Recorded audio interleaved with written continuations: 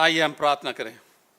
सर्वशक्तिमान परमेश्वर, राजाओं का राजा, प्रभुओं का प्रभु, हम इस सभा के वक्त आपकी उपस्थिति में आए हैं ताकि हम आपकी वचन को सुने। आज विशेष रूप से जब हम पवित्र त्रिएक परमेश्वर की दिन को मनाते हैं, आपकी आत्मा हमारे साथ रहे और परमेश्वर आपके वचनों को हम सिर्फ सुनने वाली नहीं है परंतु उसके अनुसार चलने के लिए हम मदद कर। परमेश्वर तेरे पवित्र आत्मा के द्वारा हम सब के साथ बातचीत कर और हमें मार्गदर्शन कर।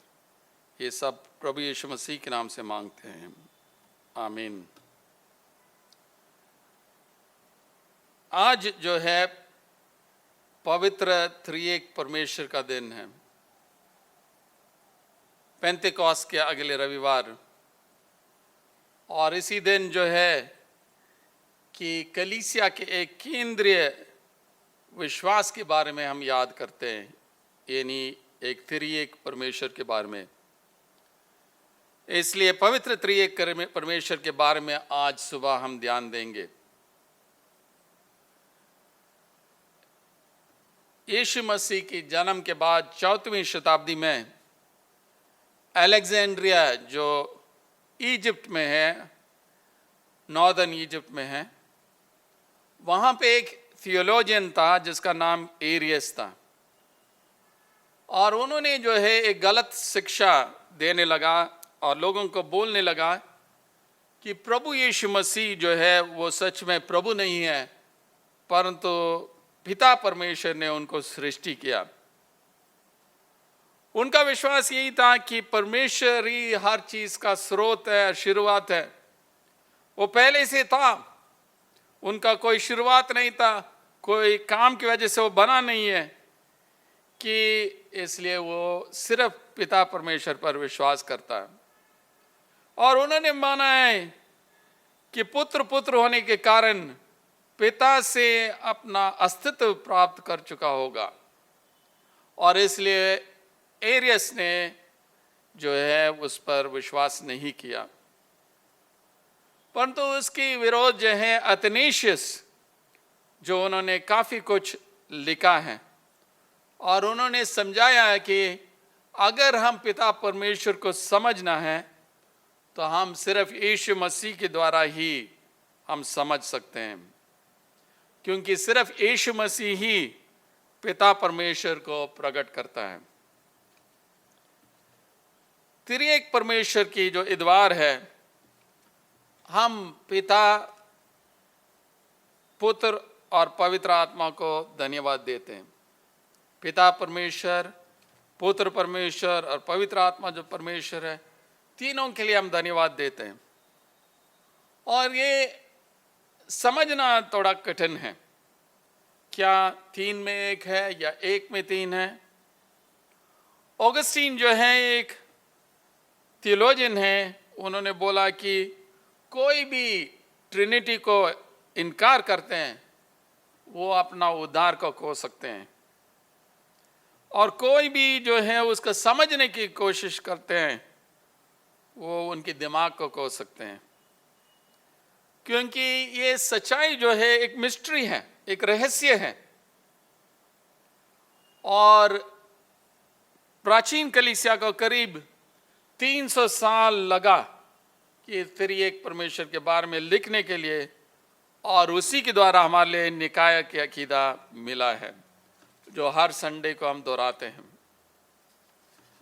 आज जो है कि हम देखेंगे पिता परमेश्वर के काम, प्रभु यीशु मसीह के काम और पवित्र आत्मा के काम के बारे में। और जो 3 हिस्सा हमारे लिए पढ़ाया गया है, तीनों हिस्सों में जो 4 चीज हम देखेंगे। पहले चीज जो है कि पिता, पुत्र और पवित्र आत्मा जो है प्रगटीकरण के काम में लगे रहते हैं, रेवलेशन के काम में। दूसरा जो है कि रिडेम्पशन के काम में, यानी उद्धार के काम में तीनों काम करते हैं। तीसरा जो है कि रिश्ता, यानी रिलेशनशिप में। और आखिरी चीज जो है जो हम देखते हैं की सामर्थ देने की काम तीनों में है। तो आइए हम पहले हिस्सा जो देखते हैं, पहले राजा 8:22 से 30, और यहां पे पिता परमेश्वर की काम के बारे में कुछ समय के लिए ध्यान देंगे। और यहां पे सुलेमान राजा जो है, जब मंदिर को बना दिया, उसका कॉन्सिक्रेट कर रहा, अभिषेक कर रहा और प्रार्थना कर रहा, और सुलेमान इज़राइल की पूरी सभा की देखते यावे की वेदी के सामने खड़ा हुआ और अपने हाथ स्वर की ओर फैलकर कहा, हे यावे, हे इज़राइल के परमेश्वर, तेरे समान न हो ऊपर स्वर्ग में और न नीचे पृथ्वी पर कोई ईश्वर है। तेरे जो दास अपनी संपूर्ण मन से अपने को तेरे सम्मुख जानकर चलते हैं, उनके लिए तो अपनी वाचा पूरी करता और करुणा करता रहता है। तो यहां पे हम देखते हैं कि ये प्रेयर ऑफ डेडिकेशन है, कि सुलेमान शुरू करता है कि तेरे समान न तो ऊपर स्वर्ग में और न नीचे पृथ्वी पर कोई ईश्वर है। यानी यावे परमेश्वर के बराबर जो है कोई भी परमेश्वर नहीं है, वही बोल के वो शुरू करता है। और परमेश्वर विश्वास योग्य है, क्योंकि उनकी वाचा जो उनके साथ बांधा वो हमेशा रखता है। और ये व्यवस्था विवरण 7:7 से 9 में हमें बताया जा रहा है, इसलिए जान रख कि तेरा परमेश्वर यावे ही परमेश्वर है, वो विश्वास योग्य ईश्वर है, और जो उससे प्रेम रखते हैं और उसकी आज्ञा मानते हैं, उनके साथ वह 1000 पीढ़ी तक अपनी वाचा पालता और उन पर करुणा करता रहता है। तो स्पष्ट रूप से यहां पे लिखा है कि इसमें कोई ना दायित्व, ना विधिवाद, न ही व्यक्तिगत लाभ के लिए दूसरों की नियंत्रित करने की इच्छा ईश्वर को प्रेरित करती है। प्रत्येक चमत्कार, बचाने वाले कार्य और कानून ईश्वरीय दया और अनुग्रह से करता है, परमेश्वर के प्रेम से होता है।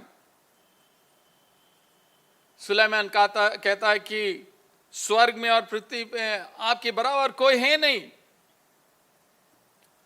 और सुलेमान का ये जो हियाव और हिम्मत इसलिए है क्योंकि परमेश्वर ने अपने आप को उनके इतिहास में प्रकट किया है, क्योंकि उनकी मालूम है किस तरह मूसा को यावे परमेश्वर ने अपने आप को प्रकट किया है।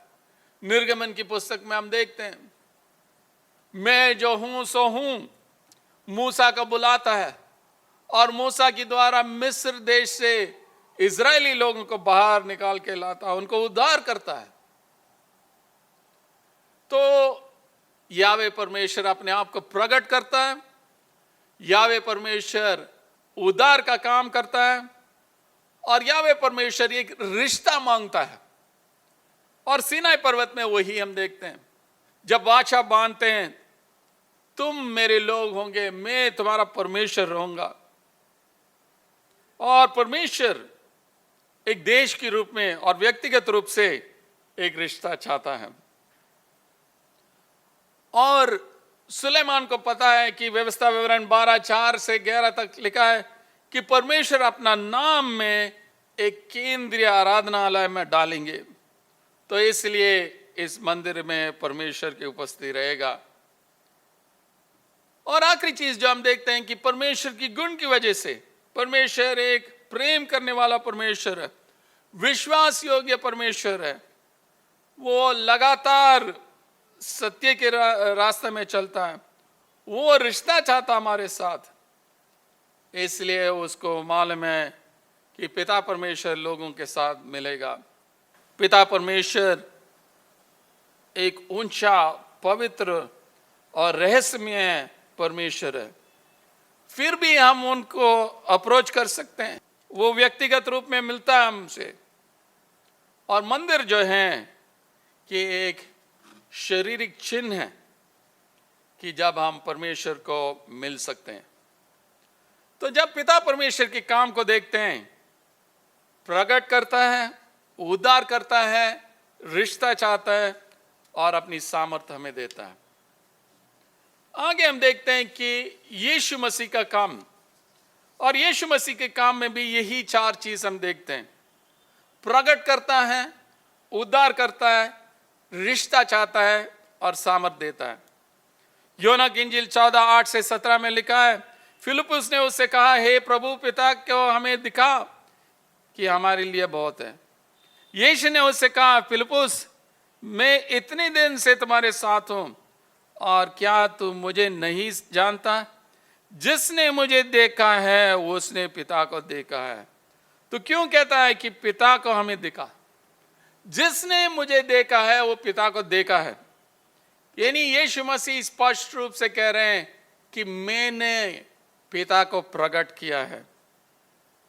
क्या तू प्रतीति नहीं करता कि मैं पिता में हूं और पिता मुझ में है? ये बातें जो मैं तुमसे कहता हूं अपनी ओर से नहीं करता हूं, परंतु पिता मुझ में रहकर अपने काम करता है। मेरी ही प्रतीति करो कि मैं पिता में हूं और पिता मुझ में है, नहीं तो कामों ही के कारण मेरी प्रतीति करो।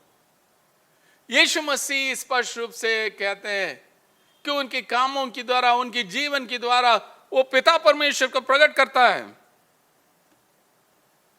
और इसलिए वो उद्धार करने के लिए आया है, परमेश्वर की इच्छा को पूरा करने के लिए आया है। प्रकट करता है पिता परमेश्वर की इच्छा है क्या है, पिता परमेश्वर कौन है। तो मुझे देखो, आप पिता को जानते हो। और वो रिश्ता चाहता है, व्यक्तिगत रूप से रिश्ता चाहता है। आगे बताते हैं, मैं तुमसे सच कहता हूं कि जो मुझ पर विश्वास रखता है, ये काम जो मैं करता हूं वो भी करेगा, वरन इनसे भी बड़े काम करेगा, क्योंकि मैं पिता के पास जाता हूं। तो यीशु मसीह अभी सामर्थ के बारे में बताते हैं। जैसे पिता परमेश्वर ने सामर्थ का काम किया, अब यीशु मसीह कह रहे हैं मैं सामर्थ दूंगा। क्या करेंगे? इनसे भी बड़े काम करेगा, क्योंकि मैं पिता के पास जाता हूं। और जो कुछ तुम मेरे नाम से मांगोगे वही मैं करूंगा, कि पुत्र के द्वारा पिता की महिमा हो। यदि तुम मुझसे मेरे नाम से कुछ मांगेंगे तो मैं उसे करूंगा। यदि तुम मुझसे प्रेम रखते हो तो मेरी आज्ञाओं को मानोगे। यानी प्रभु यीशु मसीह स्पष्ट रूप से कहते हैं कि मैं जो है पिता को प्रकट करता हूं, और मैं जो है उद्धार देता हूं, और अगर मेरे नाम से कोई भी मांगेंगे, यानी यीशु की नाम का मतलब उनकी गुण के अनुसार, अगर हम किसी के उद्धार के लिए प्रार्थना करते हैं, किसी की चंगाई के लिए प्रार्थना करते हैं, किसी की छुड़ौती के लिए दुष्ट आत्मा से प्रार्थना करते हैं, फिर हम उनकी नाम के द्वारा मांगते हैं, जो उनकी इच्छा है उसको मांगते हैं। परंतु अगर हमारी स्वार्थिक चीजों के लिए मांगते हैं, फिर हम उनकी नाम के अनुसार नहीं मांग रहे। और यीशु मसीह हमारे द्वारा आश्चर्य कर्म करेगा, ताकि उसके द्वारा पिता को महिमा मिलेगा। 16 और 17 में लिखा, और मैं पिता से विनती करूंगा, वो तुम्हें एक और सहायक देगा, कि वह सर्वदा तुम्हारे साथ रहेगा, अर्थात सत्य का आत्मा, जिससे संसार ग्रहण नहीं कर सकता, क्योंकि वह न उसे देखता है और न उसे जानता है। तुम उसे जानते हो, क्योंकि वह तुम्हारे साथ रहता और वह तुमसे होगा। यीशु मसीह उनको बताया कि मैं एक और सहायक दूंगा। एक और सहायक, यानी प्रभु यीशु मसीह खुद एक सहायक है, परंतु वो हमारे लिए एक और सहायक भेजेगा, जो पवित्र आत्मा है। यीशु मसीह हमारे लिए एक सहायक है। पहले यूहन्ना 2:1 में लिखा है कि अगर हम पाप करते हैं, हमारे लिए एक एडवोकेट है, एक पैराक्लीट है, एक सहायक है, जो मध्यस्थ का काम करता है पिता परमेश्वर का साथ, यीशु मसीह जो धर्मी है। तो यीशु मसीह भी एक सहायक है। वो स्वर्ग में हमारे लिए पिता परमेश्वर की दाहिने हाथ में हमेशा सिफारिश करते रहता है। और अब हमारे लिए पवित्र आत्मा को भेजा गया, ताकि वो हमें सामर्थ दे। जब दुनिया हमें विरोध करती है, पवित्र आत्मा में शक्ति देती है। दुनिया पवित्र आत्मा के काम नहीं देख सकता, क्योंकि जो रेवलेशन यीशु मसीह ने दिया, जो प्रकटीकरण यीशु ने किया, उसको उन्होंने स्वीकार नहीं किया, इसलिए वो अंधे हैं और परमेश्वर की न्याय के योग्य हैं।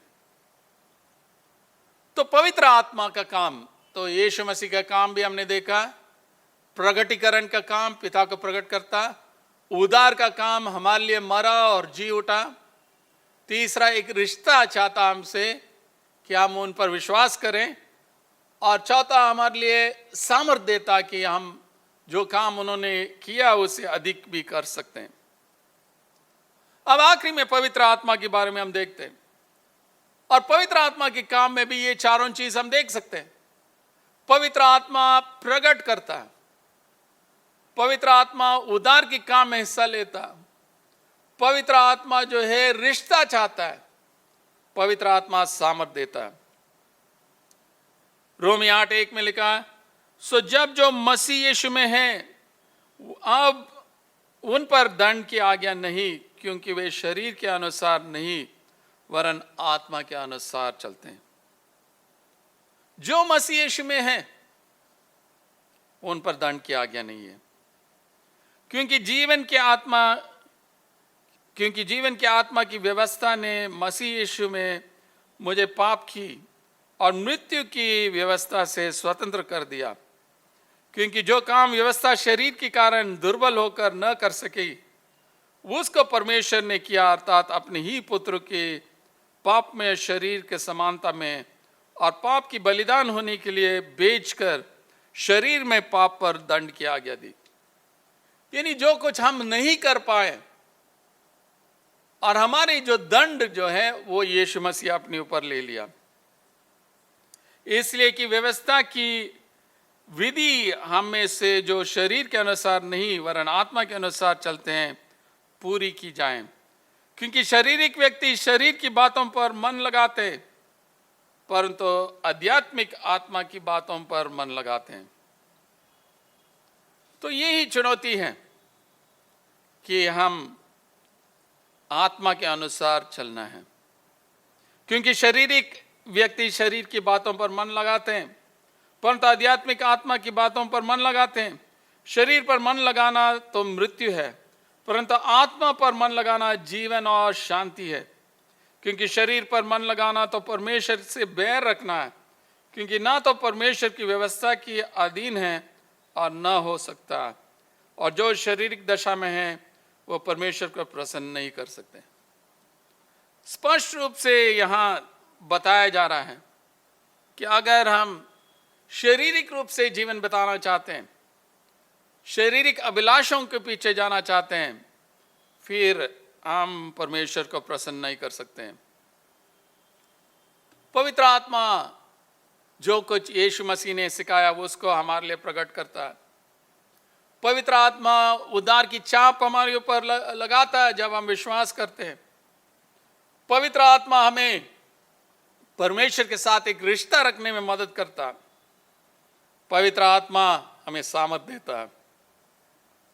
एक मसीह जीवन सच में आत्मा में जीवन है, एक जीवन जिसमें जान है, एक जीवन जो पवित्र आत्मा मार्गदर्शन करता है, जो सामर्थ देता है, वो हमें एनरिच करता है, सस्टेन करता है, क्योंकि आत्मा के अलावा हम जीवन नहीं बिता सकते। पौलुस आखिरी में कहता है, परंतु जब कि परमेश्वर का आत्मा तुम में बसता है, तुम शारीरिक दशा में नहीं परंतु आत्मिक दशा में हो। यदि किसी में मसीह का आत्मा नहीं तो उसका जन्म नहीं है। और यदि मसीह तुम में है तो देह पाप के कारण मरी हुई है, परंतु आत्मा धर्म के कारण जीवित है। और यदि उसी का आत्मा जिसने यीशु को मरे हुए में से जिलाया तुम में बसा हुआ है, तो जिसने मसीह को मरे हुए में से जिलाया वो तुम्हारे मरणहार देहों को भी अपनी आत्मा के द्वारा जो तुम में बसा हुआ है जिलाएगा। अब सामर्थ्य के बारे में बताता है कि आप शरीर के अनुसार नहीं जीवन बिताना, आप आत्मा के अनुसार जीवन बिताना, क्योंकि आत्मा आपके अंदर है। अगर किसी के पास यीशु की आत्मा नहीं है वो यीशु का नहीं है।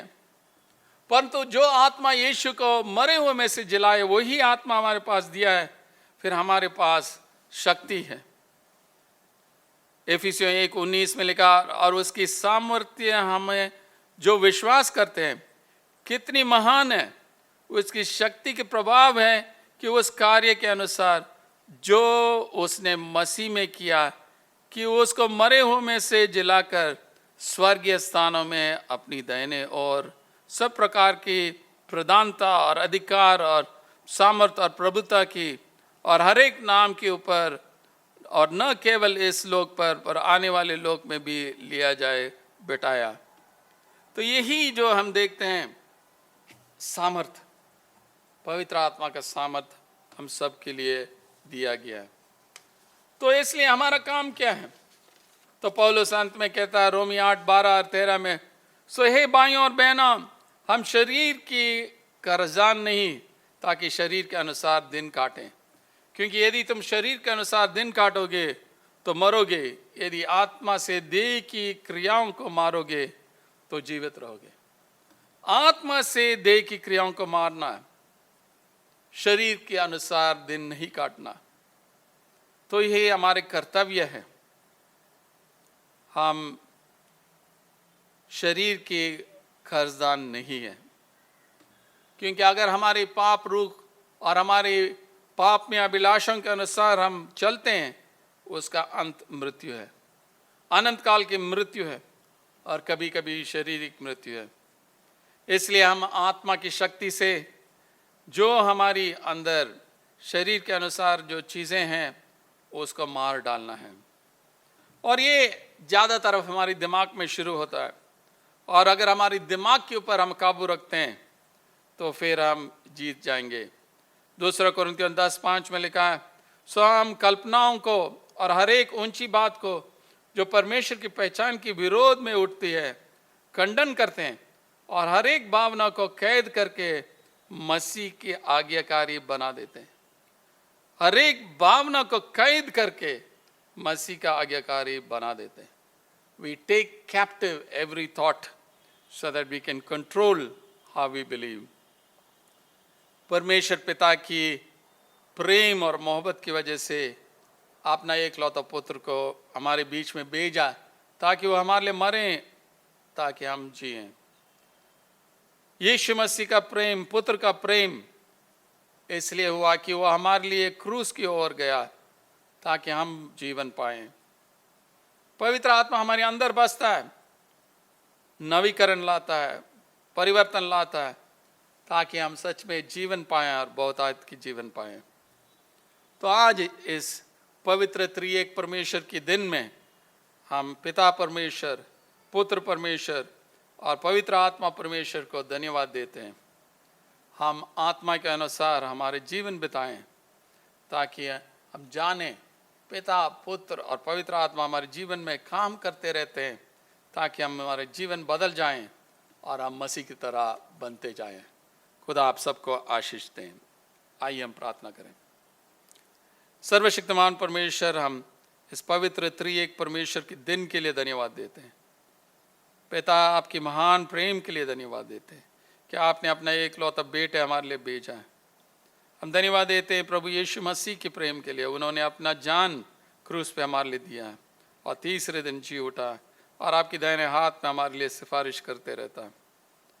यीशु मसीह, हम धन्यवाद देते हैं आपने आत्मा को भेजा, जो पवित्र आत्मा हमारे अंदर रहता है। हम धन्यवाद देते हैं पवित्र आत्मा, तो हमें मदद करता, सामर्थ देता है, ताकि हमारी पापमय जो रूप है उसके ऊपर हम विजय पाएँ और हम हमेशा विश्वास योग्य रहें। हम धन्यवाद देते हैं, आप प्रगटीकरण करते हैं, उद्धार करते हैं, रिश्ता चाहते हैं और सामर्थ देते हैं।